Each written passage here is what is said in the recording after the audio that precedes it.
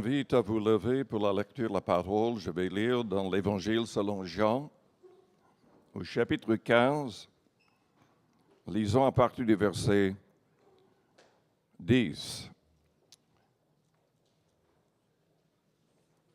Comme je l'ai annoncé, je vais parler de la plus grande puissance dans l'univers, la plus grande puissance dans l'Église, la clé de notre victoire. Il s'agit tout simplement de l'amour. L'amour est plus important que tout. Nous pouvons parler en langue, nous pouvons avoir beaucoup de connaissances, mais si on n'est pas rempli de l'amour divin, selon 1 Corinthiens 13, on n'est rien. On n'est rien. C'est possible de connaître la Bible par cœur et d'être animé d'un zèle amer. La Bible dit que c'est diabolique. Si on ne partage pas la parole avec amour, on ne va pas changer le monde. C'est l'amour qui peut changer le monde et les gens autour de nous.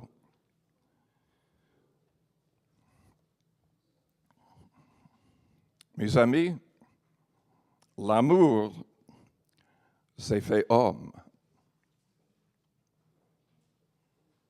Dieu est amour.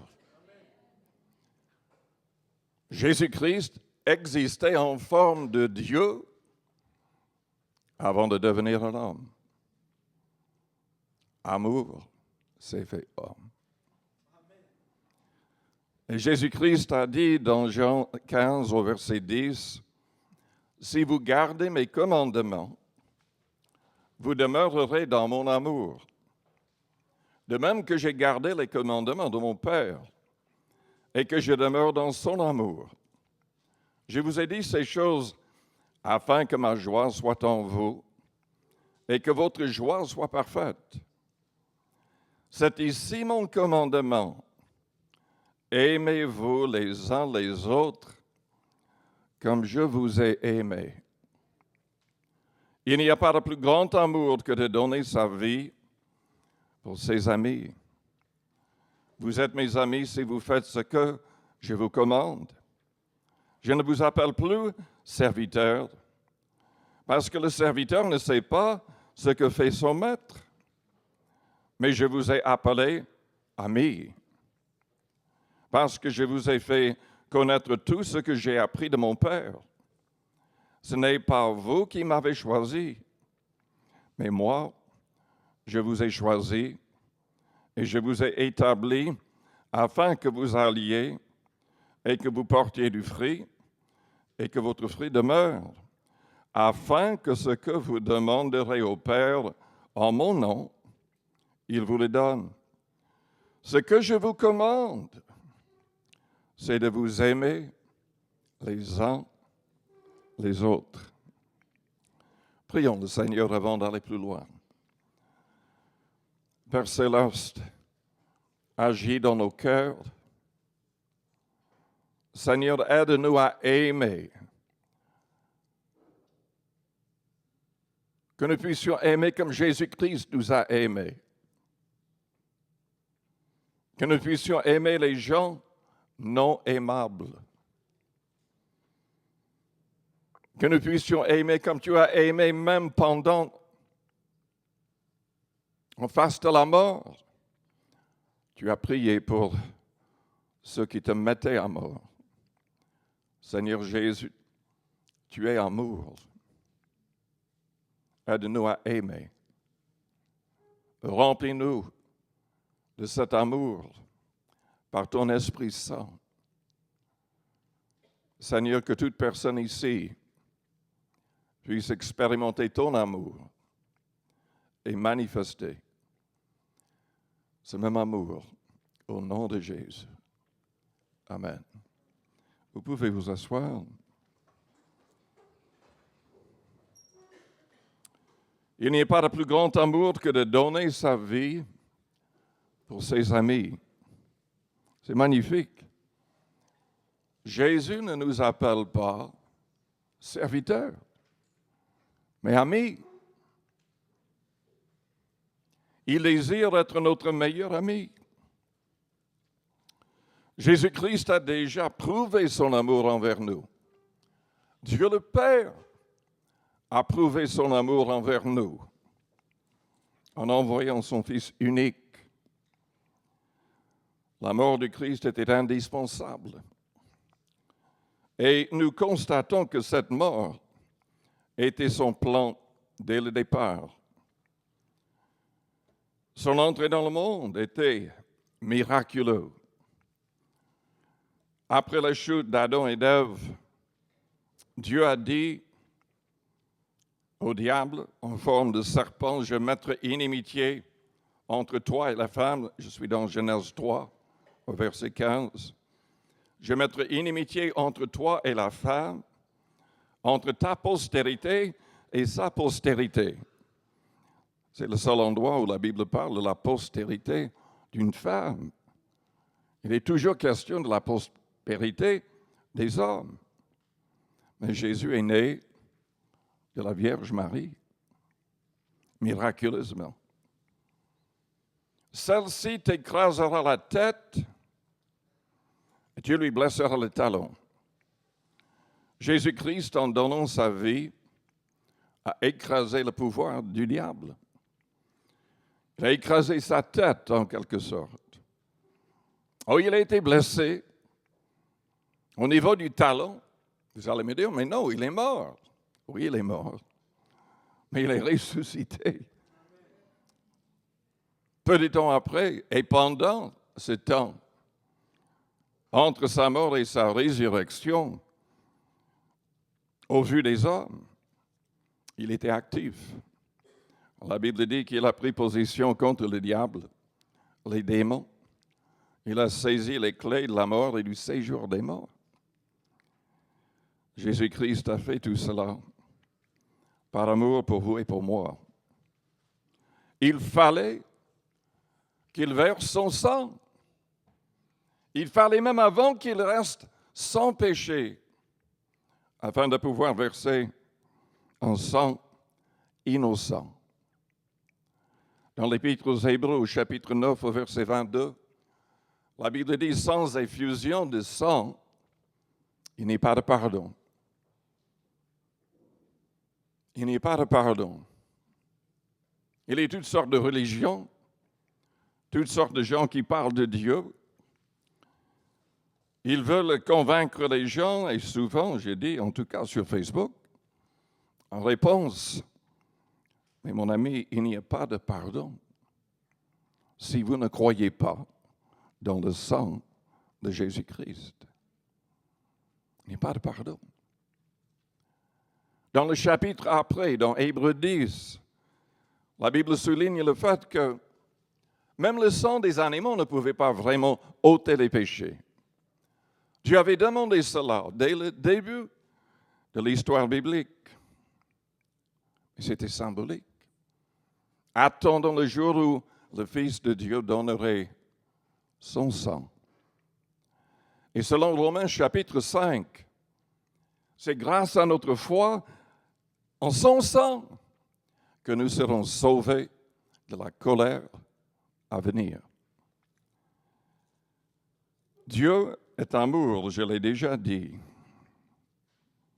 L'amour s'est fait homme.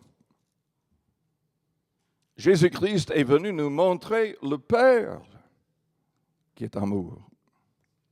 Dieu a tant aimé le monde qu'il a donné son Fils unique. Jésus a volontairement donné sa vie et son sang. Dans Jean chapitre 13, je voudrais vous lire à partir du verset 1er ce qui s'est déroulé juste avant la crucifixion.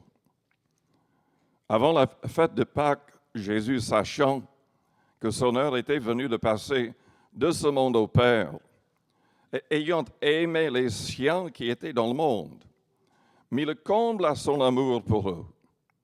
Pendant le souper, lorsque le diable avait déjà inspiré au cœur de Judas Iscariote, fils de Simon, le dessein de le livrer, Jésus, qui savait que le Père avait remis toutes choses entre ses mains, qu'il était venu de Dieu et qu'il s'en allait à Dieu, se leva de table, ôta ses vêtements et prit un linge dont il se ceignit. Ensuite, il versa de l'eau dans un bassin et il se mit à laver les pieds des disciples et à les essuyer avec le linge dont il était ceint. Il vint donc à Simon-Pierre et Pierre lui dit, « Toi, Seigneur, tu me laves les pieds? » Jésus lui répondit, « Ce que je fais, tu ne le comprends pas maintenant, mais tu le comprendras bientôt. » Pierre lui dit, « Non, jamais tu ne me laveras les pieds. » Jésus lui répondit, « Si je ne te lave, tu n'auras point de part avec moi. » Simon-Pierre lui dit, « Seigneur, non seulement les pieds, mais encore les mains et la tête. » Jésus lui dit, « Celui qui est lavé n'a besoin que de se laver les pieds pour être entièrement pur, et vous êtes purs, mais non pas tous. » Jésus-Christ enseignait l'importance de l'amour et il voulait que ses disciples soient de vrais serviteurs, qui ne cherchent pas à être servis, mais qu'ils soient là pour servir les autres, pour aider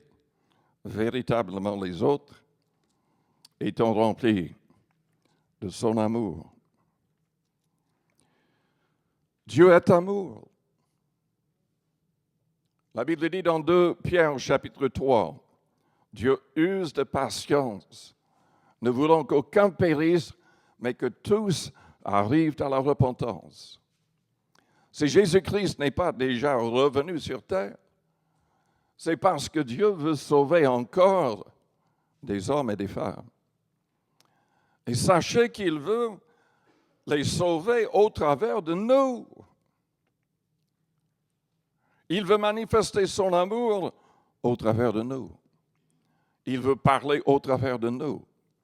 Selon 2 Corinthiens chapitre 5, il nous a donné le ministère de la réconciliation. C'est à nous de parler comme si Dieu parlait au travers de nous, pour que les gens soient réconciliés avec Dieu. Et la seule manière d'être réconcilié avec Dieu, c'est de confesser publiquement que Jésus est le seul sauveur du monde, que c'est grâce à son sang versé au calvaire, grâce à sa résurrection, que l'humanité peut être pardonnée. Je le répète, Hébreux 9, verset 22, sans effusion de sang, il n'y a pas de pardon. Il n'y a point de pardon. Et il n'y a pas d'autre nom qui sauve. Selon Acte 4, verset 12, il n'y a que le nom de Jésus. Il n'y a aucune autre personne qui peut nous sauver. Selon Acte 10, verset 42, c'est Jésus qui a ordonné à ses disciples d'enseigner que c'est lui que Dieu a choisi pour juger les vivants et les morts. Jésus a dit lui-même, « Je suis le chemin, la vérité et la vie. Nul ne vient au Père que par moi. » Mais écoutez-moi bien. Dieu est amour. Parce que la Bible dit cela, il y a beaucoup de gens qui tordent le sens de la Bible. Le verset que j'ai cité dans 2 Pierre 3 dit, « Dieu use de patience envers nous, ne voulons qu'aucun périsse, mais que tous arrivent à la repentance. » Non, il ne veut pas que les gens périssent. Mais les gens vont périr s'ils n'arrivent pas à une pleine repentance. Jésus-Christ n'est pas mort simplement pour nous sauver de l'enfer. Il est mort pour nous sauver du pouvoir du péché.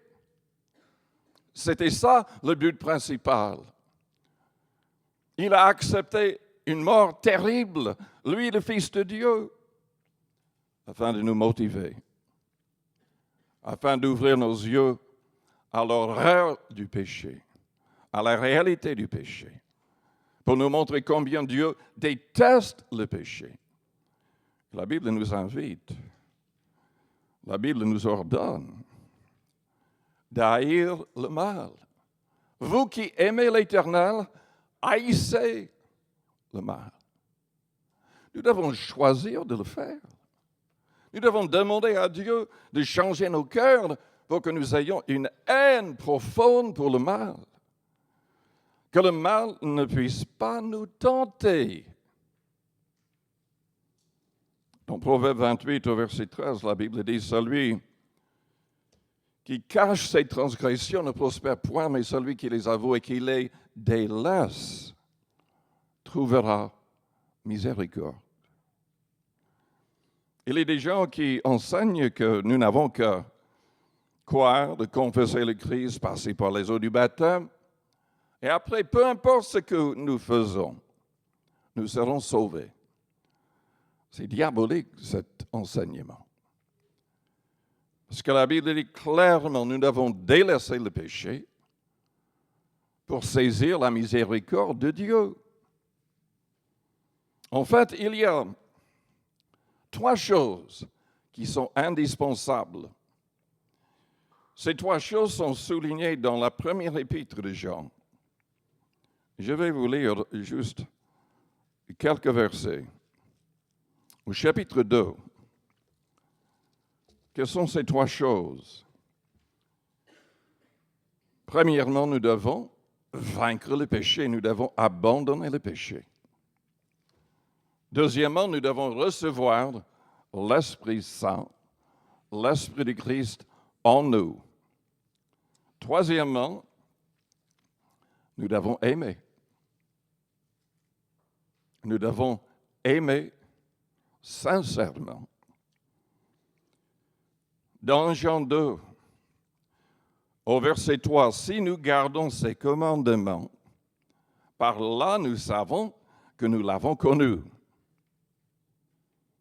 Celui qui n'arrive pas à obéir aux commandements ne connaît pas le Seigneur, ne connaît pas Dieu.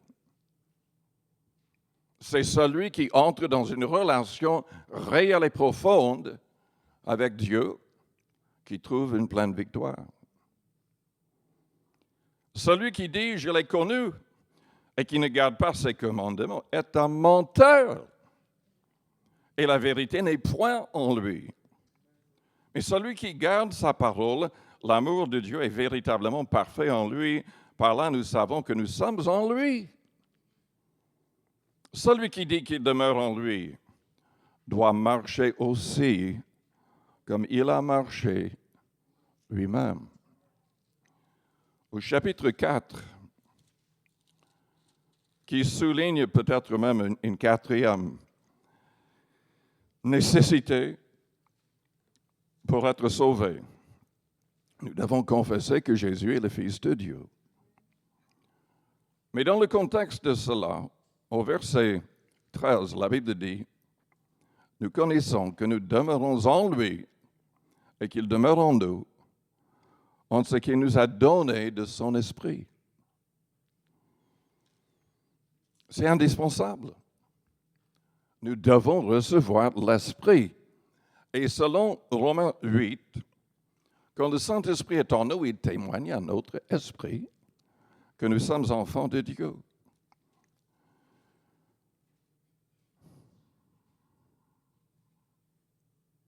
Nous devons aimer. Au chapitre 5, au verset 2. Nous connaissons que nous aimons les enfants de Dieu lorsque nous aimons Dieu et que nous pratiquions ses commandements. Au verset 20 du chapitre 4, si quelqu'un dit « j'aime Dieu » et qu'il haïsse son frère, c'est un menteur. Car celui qui n'aime pas son frère qu'il voit, comment peut-il aimer Dieu qu'il ne voit pas? Et nous avons de lui ce commandement que celui qui aime Dieu aime aussi son frère. Celui qui n'arrive pas à pardonner ne choisit pas l'amour. Tout le monde peut arriver à pardonner. Celui qui ne pardonne pas ne veut pas pardonner. Cette personne a choisi le contraire de la volonté de Dieu. Revenons aux questions du péché. Je lisais les commentaires dans le groupe que j'ai commencé sur Facebook, le salut grâce au Père, Fils et Saint-Esprit. Il y a maintenant plus de 10 000 personnes dans ce groupe. Et quelqu'un a mis la remarque, mais Henri Linderman, t'es qui pour dire qui va aller au ciel et qui ne va pas aller au ciel? Et j'ai répondu en disant, mais n'importe qui peut lire la Bible et savoir. Vous n'avez qu'à lire 1 Corinthiens 5, les 2 premiers versets, de Jean 1 au verset 9, Galates 1, verset 6 à 9. Tous ces passages soulignent le fait, enfin Jésus lui-même a dit dans Jean 3 au verset 18, « Celui qui nie qu'il est le Fils unique de Dieu est déjà jugé. » Jean a dit dans 2 Jean 1 au verset 9, « Quiconque va plus loin et ne demeure pas dans la doctrine du Christ n'a point Dieu. » Jude, au chapitre 1er, au verset 3 et 4, va encore plus loin. Il dit que nous devons combattre pour la foi, livrée au sang une fois pour toutes. Et il parle de ceux qui se sont infiltrés dans l'Église, qui renient le Maître. Et il dit que ces personnes-là, et telles personnes, sont déjà jugées depuis longtemps. Il y a toutes sortes de passages. Paul lui-même, dans Galates 5, à partir du verset 19, parle des œuvres de la chair. Il y a toute une liste. Il termine en disant, mais ceux qui pratiquent de telles choses n'hériteront point le royaume de Dieu. Il en parle dans 1 Corinthiens 5 et 6, de ceux qui ne peuvent même pas être gardés dans une église parce qu'ils n'abandonnent pas certains péchés. Si on connaît la Bible, on sait très bien, en tout cas, qu'il y a toute une liste de personnes qui n'iront jamais au ciel, à moins de changer complètement de vie. Et on n'a qu'à lire de l'Apocalypse 21, au verset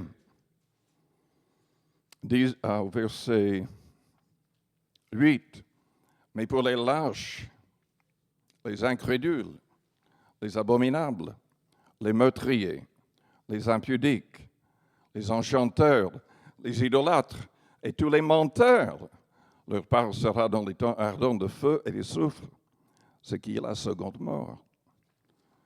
La Bible est très claire. La Bible souligne à maintes reprises les sortes de personnes qui ne seront pas permis au ciel. Et ce n'est pas une question de juger. On n'a qu'à lire la Bible, le simple. En fait, cette remarque, je ne sais pas pourquoi la personne a fait cette remarque. Parce que la publication que j'avais mise, en fait, était uniquement, d'ailleurs, c'était le passage que nous avons lu ce soir, qui parle de l'amour. Je ne parlais même pas de personnes qui n'iraient pas au ciel. Mais apparemment, là, la personne est troublée dans sa conscience.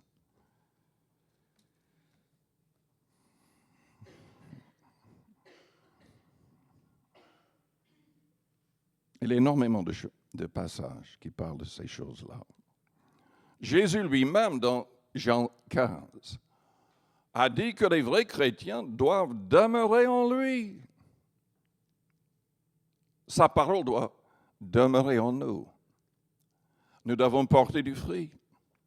Si on ne porte pas de fruit, on sera coupé comme des branches jetées au feu.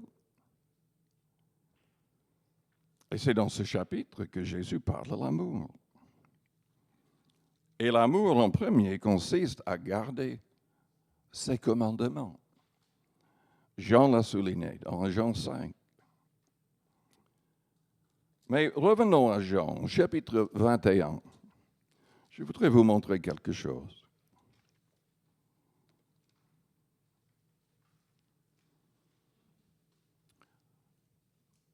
Déjà, je devrais souligner la réalité que pour aimer comme Jésus a aimé, nous devons demander l'aide du Saint-Esprit. Selon Romains chapitre 5 au verset 5, l'amour de Dieu est répandu dans nos cœurs par le Saint-Esprit qui nous a été donné. La victoire vient de lui. Étienne, en train d'être lapidé, en train de mourir, était rempli du Saint-Esprit. Et en étant rempli du Saint-Esprit, il arrivait à pardonner. Il a prié pour ceux qui le mettaient à mort.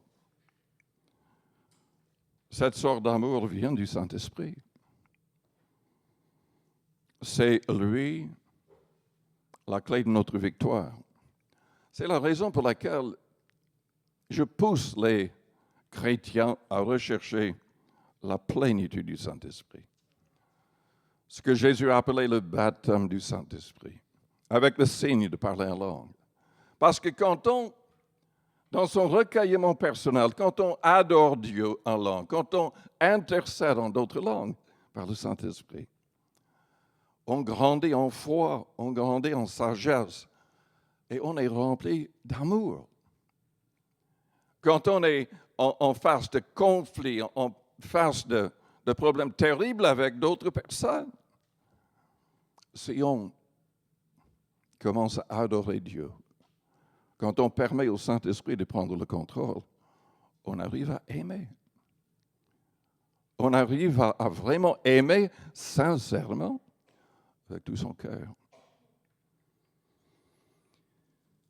Pierre avait besoin du Saint-Esprit. Il aimait le Seigneur d'une certaine manière, mais il a renié en blasphémant avant le jour de la Pentecôte. Après le jour de la Pentecôte, après son expérience avec le parler en langue, il faisait tout pour rester rempli du Saint-Esprit. Et il n'a jamais renié le Seigneur par la suite. Et il est allé jusqu'à être un martyr, comme Jésus l'avait prophétisé. Mais c'est dans Jean 21 où Jésus l'a prophétisé. Et je voudrais lire le passage au verset 15. Après qu'ils eurent mangé, Jésus dit à Simon-Pierre, donc il s'agit du moment après la résurrection, Pierre l'avait déjà renié en blasphémant, mais Jésus avait prié pour lui. Et il a demandé que Pierre vienne. Jésus dit à Simon-Pierre, Simon, fils de Jonas, m'aimes-tu plus que ne m'aime ceci? Avant, Pierre avait fait la remarque qu'il aimait le Seigneur plus que tous les autres. Et pourtant, il a renié, selon la prophétie. Il lui répondit, oui, Seigneur, tu sais que je t'aime. Jésus lui dit, paie mes agneaux. Il lui dit une seconde fois, Simon, fils de Jonas, m'aimes-tu? Pierre lui répondit, oui, Seigneur, tu sais que je t'aime. Jésus lui dit, paie mes brebis. Il lui dit pour la troisième fois, Simon, fils de Jonas, m'aimes-tu? Pierre fut attristé de ce qu'il lui avait dit pour la troisième fois, m'aimes-tu? Il lui répondit, Seigneur, tu sais toutes choses, tu sais que je t'aime. Jésus lui dit, paie mes brebis. Paie mes brebis. Nous disons souvent que nous aimons le Seigneur, mais sommes-nous en train de le prouver? Selon Jean 14, verset 15, il a dit, si vous m'aimez, gardez mes commandements. Ici, à Pierre, il parle du fait de prendre soin des agneaux, de ses brebis. En d'autres termes, de prendre soin des membres de son Église, de veiller sur les autres. Dans Hébreux chapitre 10, au verset 24, la Bible dit « Veillons les uns sur les autres, afin de nous exciter à la charité et aux bonnes œuvres. N'abandonnons pas notre assemblée ou le rassemblement avec les autres. » Mais il nous pousse, ce passage nous pousse à nous réunir avec d'autres, d'autant plus, voyant que nous sommes à la fin des temps, que Jésus pourrait revenir.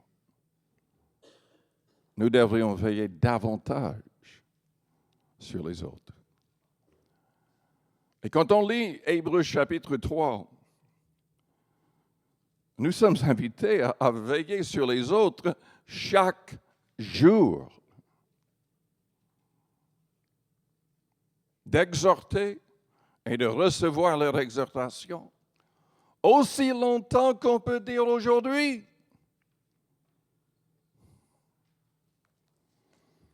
Vous savez, Jésus-Christ est notre modèle. L'amour s'est fait homme. Aimez-vous les uns les autres comme je vous ai aimé. Dans Philippiens au chapitre 2,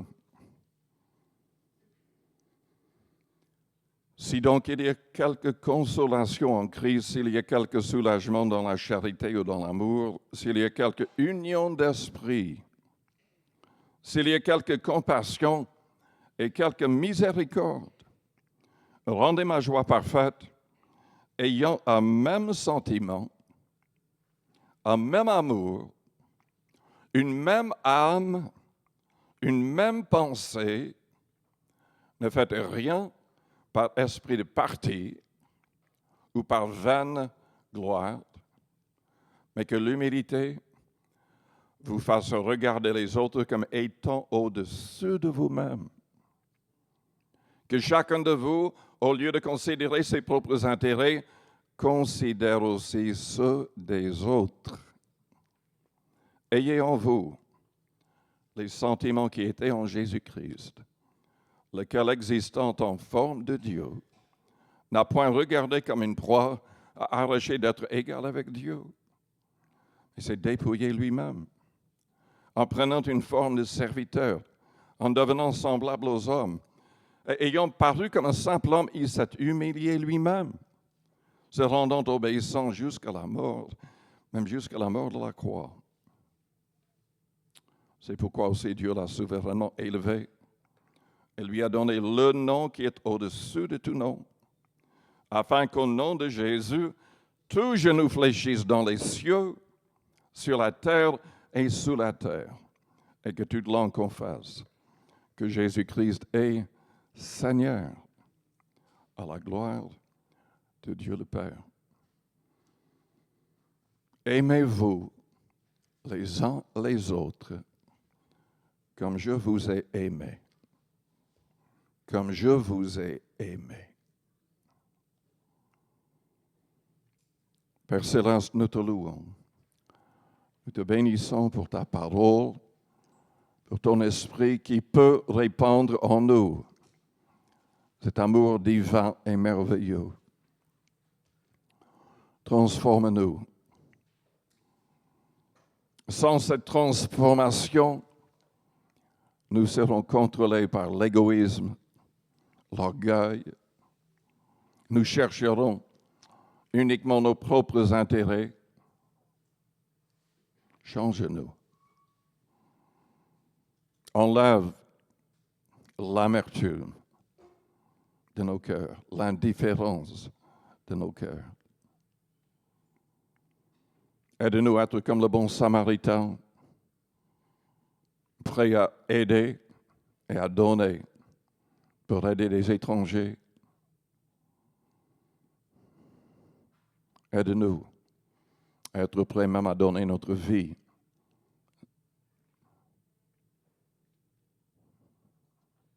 Tu as donné ta vie pour nous sauver, que nous puissions donner notre temps, notre énergie, et même si c'est nécessaire, notre vie, pour que d'autres aient ta vie.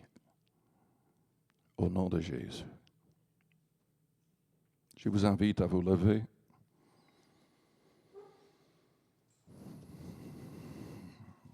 Si vous avez besoin de prière, venez vers le devant. Peut-être que votre vie n'est pas en règle. Peut-être que vous manquez d'amour. Peut-être que vous manquez l'Esprit Saint. Peut-être que vous avez simplement besoin d'un miracle dans votre vie. Besoin d'un miracle pour votre famille, pour votre santé, pour vos finances. Jésus est le même hier, aujourd'hui et éternellement. Il nous aime. Il nous aime. Et il est prêt à bénir celui qui manifeste la foi. Avez-vous besoin de lui cet après-midi? Si vous avez besoin de prière, venez vers le devant. Jésus a demandé qu'on prie les uns pour les autres, en son nom avec l'imposition des mains. Venez, venez rapidement. Si vous voulez qu'il agisse dans votre vie, dans votre situation, venez. Faites-lui confiance. Faites-lui confiance. Commencez à prier à votre manière. Peut-être que vous avez besoin de lui pour briser une habitude mauvaise. Peut-être que vous avez besoin de lui pour aimer quelqu'un qui n'est pas aimable du tout. Peut-être que vous avez besoin de lui parce que vous avez du mal à bénir. Vous voulez maudire. Dieu nous appelle à bénir même nos ennemis. Priez pour eux à faire du bien. Alléluia. Alléluia. Élevons nos mains et prions le Seigneur. Adorons le Seigneur. Priez pour les personnes ici devant. Que les frères viennent. Prions pour chacun avec l'imposition des mains.